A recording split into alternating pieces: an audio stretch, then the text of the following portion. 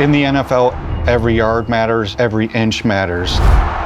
The outcome of a play, a game, even an entire season can come down to as little as that. With so much at stake, the tools we use to measure the game need to evolve. Each week, millions of fans tune in to watch teams move the football up and down the field and try to pick up first downs along the way. That first down mark is called the line to gain.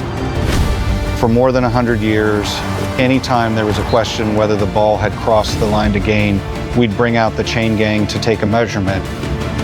On average, that process took 1 minute and 26 seconds. That is dead time in the game where we're not seeing live football. So now with Sony Hawkeye, we're making the process much more efficient while achieving the kind of accuracy the game demands. Now there's 6 fixed cameras in every stadium, at each goal line, at each 20, and at each 40-yard line. And the sole purpose of those cameras are for virtual measurement. Ooh, that's tight to the line to gain. Let's measure this.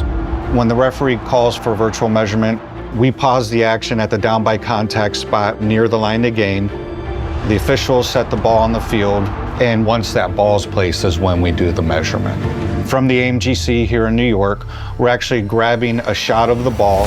The system automatically jumps back to the first down play and gets a shot of the ball there, calculates the ball's position to within 1/8 of an inch, which is the thickness of a single chain link. Send it to the stadium now.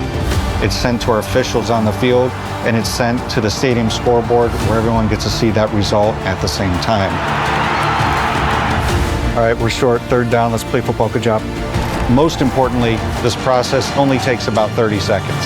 That means our fans get to spend less time watching officiating and more time watching football. First and 10, take it in. Touchdown.